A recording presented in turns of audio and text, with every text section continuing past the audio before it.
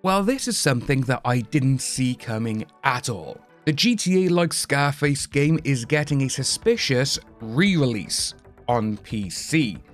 Now with this, what makes this even more a little bit like, ooh, what's happening, is because the license holders for the film, they didn't even know this coming back out.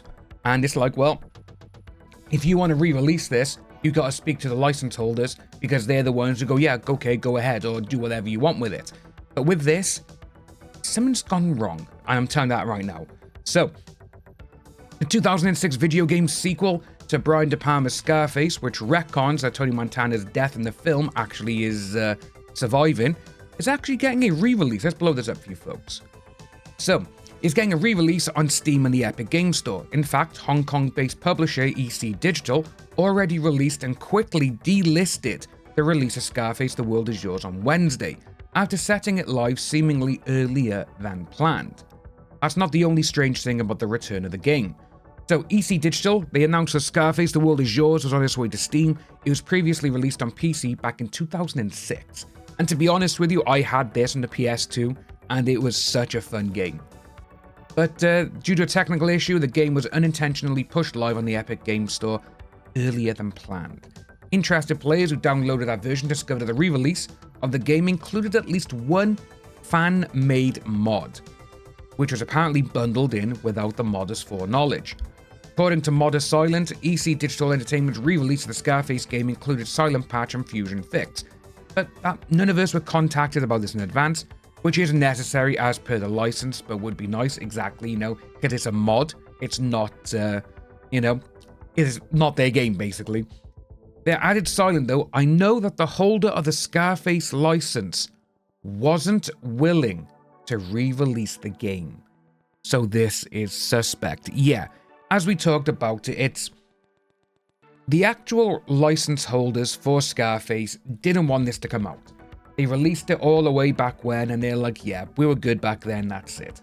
It did okay sales, and it did actually really well in the reviews.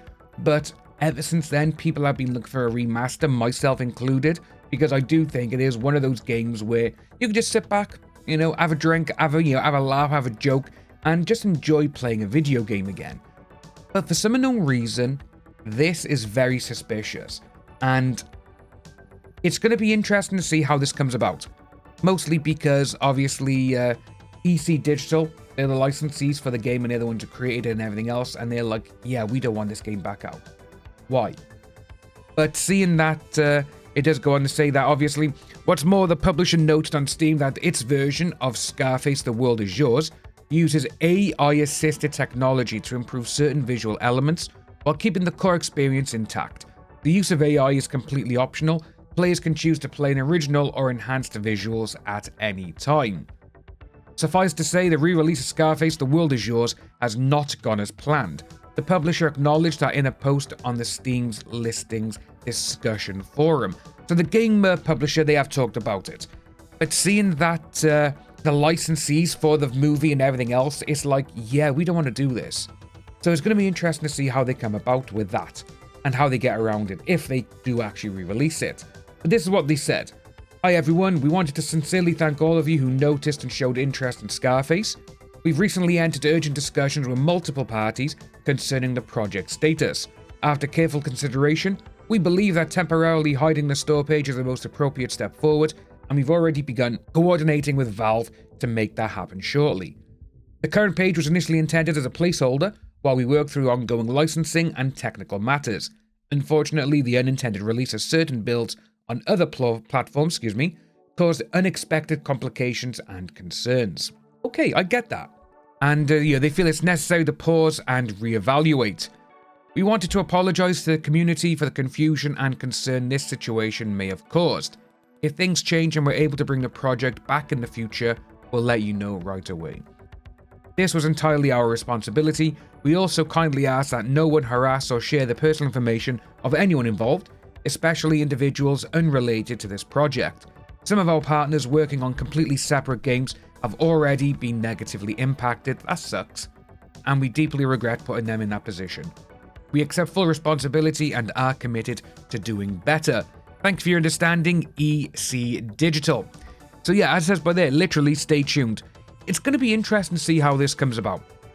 Mostly because if they put it out and it went live and it's got a couple of mods in, but they haven't actually got Universal's permission, that could have been a huge, and I mean a huge lawsuit.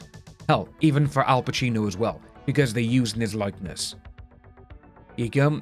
So in 2006, when the game came out, obviously, he would have done a deal for his likeness back then, because that was a huge deal to have Al Pacino's likeness as Scarface, as Tony Montana in that game back then.